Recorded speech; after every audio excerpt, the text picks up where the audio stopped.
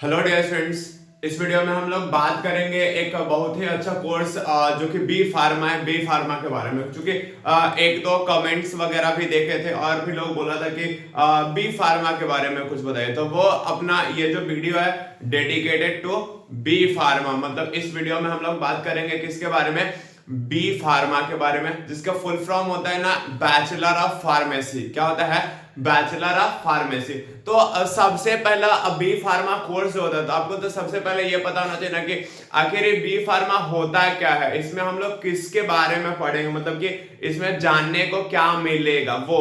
तो सबसे पहला टॉपिक वो उठाए आपका कि बी फार्मा होता क्या है आखिर। ठीक है, तो बी फार्मा के बारे में जो होता है ना, बी फार्मा, इसमें हम लोग किसके बारे में पढ़ते हैं? तो मेडिसिन का यूज पढ़ते हैं। किसका यूज पढ़ते हैं?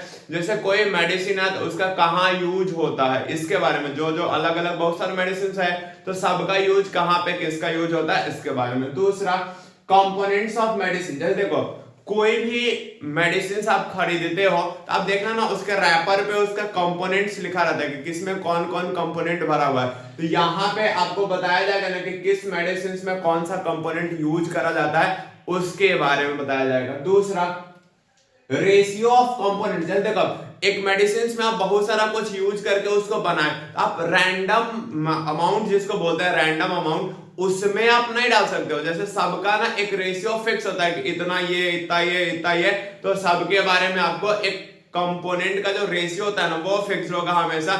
इतना फलाना का मात्रा, इतना ढिमका का मात्रा, मतलब जो जो कंपोनेंट्स होगा सबका मात्रा फिक्स होगा, वो रखेगा। एक रेशियो के बारे में। दूसरा, डेवलपमेंट, टेस्टिंग और मैन्युफैक्चरिंग, मतलब किसी दवा को हम लोग बनाते कैसे हैं, उसको आगे कैसे विकास करवाएंगे, कि कैसे कैसे फाइनल शेप देंगे उसको। दूसरा, टेस्ट। चूंकि देखो कोई भी आप दवा नया बनाते हो तो डायरेक्ट ह्यूमंस पे यूज नहीं होता है, उससे पहले उसका बहुत सारा टेस्टिंग्स होता है। ठीक है, तो वो आपको मैन्युफैक्चरिंग के बारे में, उसके डेवलपमेंट के बारे में और कैसे कैसे टेस्ट करते हैं उसके बारे में इसमें जानने को मिलता है। तो यही सारा इसमें होता है। मेडिसिन का यूज आप जानोगे, कंपोनेंट्स ऑफ मेडिसिन जानोगे, उसका रेशियो जानोगे, फिर development, testing and manufacturing of medicine के बारे में जानोगे। ठीक है, थोड़ा इंग्लिश है तो वो हम आपको उसका हिंदी समझा रहे हैं। ठीक है। दूसरा, कोर्स ड्यूरेशन। कोर्स ड्यूरेशन कहने का मतलब क्या होता है कि ये जो बी फार्मा का कोर्स है वो कितने दिन का होता है। तो 4 साल का होता है। कितने साल का होगा? 4 साल, और उसमें 8 सेमेस्टर्स होगा टोटल। 6 मंथ का एक सेमेस्टर होता है, तो वो आपको टोटल 4 इयर्स में कितना होगा? तो 8 सेमेस्टर्स आपको मिलेगा। ठीक है। दूसरा, आपको इसमें एडमिशंस लेने के लिए क्वालिफिकेशंस क्या होना चाहिए? तो क्वालिफिकेशंस क्या है? 12th पास आउट हो आप। दूसरा, या तो पीसीबी हो तैयो कोई दिक्कत नहीं, और पीसीएम हो तैयो कोई कष्ट ना है। ठीक है, मतलब आप 12th पास आउट हो, बस पीसीबी हो तब या पीसीएम हो तब, इससे कोई कष्ट नहीं होता। ठीक है। दूसरा, एडमिशन प्रोसेस क्या है? आप एंट्रेंस एग्जाम दे सकते हो या तो डायरेक्ट एडमिशन ले सकते हो। मतलब कि बहुत सारा प्राइवेट कॉलेज होता है जिसमें आपको डायरेक्ट एडमिशन डोनेशन के थ्रू मिल जाता है। ठीक है।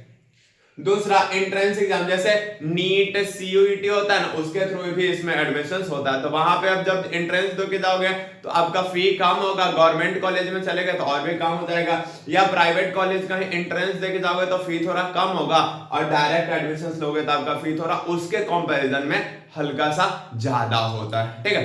अब अगला सेक्शन। दूसरा, अब जैसे फी कितना होता है, तो लगभग ना गवर्नमेंट कॉलेज में ईयर वाइज है ये, 1 ईयर का, कंप्लीट फी नहीं है, 1 ईयर का। एक ईयर में ना लगभग आपको क्या करेगा, गवर्नमेंट कॉलेज में 15 से 25 हजार, मतलब 15,000 to 25,000 के बीच में वैरी करता है। किसी किसी का कम भी हो सकता है। दूसरा, प्राइवेट कॉलेज का जनरली 50,000 to 1 लाख के अराउंड में वैरी करेगा, लेकिन अगर ज्यादा रेपुटेड कॉलेज है तो उसका थोड़ा ज्यादा हो सकता है। बट पर ईयर लगभग यही, किसी का 50 से लाख के, मतलब 50,000 से 1 लाख के बीच में वैरी करेगा। अगर ज्यादा कोई रेपुटेड कॉलेज है तो थोड़ा बहुत बढ़ेगा आपका। दूसरा, अब जैसे बी फार्मा में हम लोग पढ़ते हैं तो उसमें सब्जेक्ट का, जैसे कोई भी कोर्स आप करते, जैसे आप 12th कर रहे हो, ठीक है, तो 12th में लिए ना फिजिक्स, केमिस्ट्री, बायो, फिर हिंदी, इंग्लिश, ये सब करे ना, वैसे ही बी फार्मा का जब आप कोर्स करोगे तो उसमें क्या पढ़ोगे, कौन सा सब्जेक्ट पढ़ना पड़ता है, वो क्या होता है? तो देखो आप इसमें आपको पहला होता है बायोकेमिस्ट्री। क्या होता है? बायोकेमिस्ट्री के बारे में आप जानोगे। फिर दूसरा क्या? ह्यूमन एनाटॉमी एंड फिजियोलॉजी, मतलब ह्यूमन एनाटॉमी एंड फिजियोलॉजी एक सब्जेक्ट होगा, वो पढ़ोगे आप। दूसरा, फार्मास्यूटिकल बायोटेक्नोलॉजी। क्या है?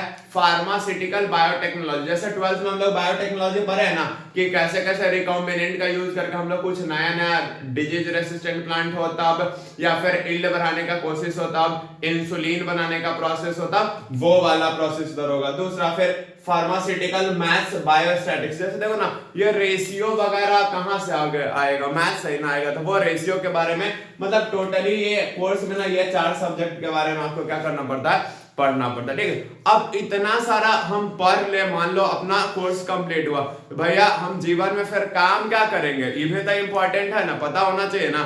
तो देखो आप एक तो आप बी फार्मा का कोर्स कर लोगे ना तो मेडिकल स्टोर अपना खोल सकते हो। जैसे अपना एक बड़ा सा मेडिकल स्टोर खोल लो, उसमें भी बहुत फायदा है तो आप वो कर सकते हो। दूसरा हॉस्पिटल फार्मेसी, मतलब हॉस्पिटल्स वगैरह में आप काम कर सकते हो।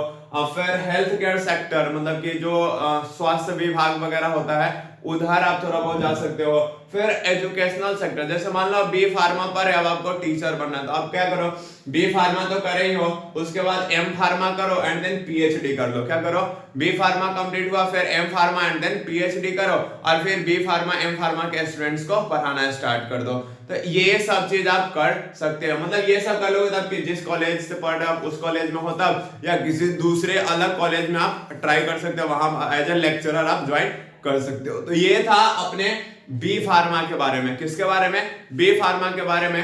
उम्मीद करते हैं आपको ये जानकारी से कुछ फायदा हो। ठीक है, अगर अच्छा लगे तो वीडियो लाइक करिए, शेयर करिए और अपने दोस्तों को भी बताइए। ठीक है, मिलते हैं फिर ऐसे ही नेक्स्ट वीडियो में, जिसमें हम लोग बात करेंगे किसी दूसरे आइदर कोर्स हो तब या कोई कॉम्पिटिटिव एग्जाम के बारे में हो तब तक के लिए बाय बाय, अच्छे से पढ़िए, मेहनत करिए, मिलते हैं फिर नेक्स्ट वीडियो में।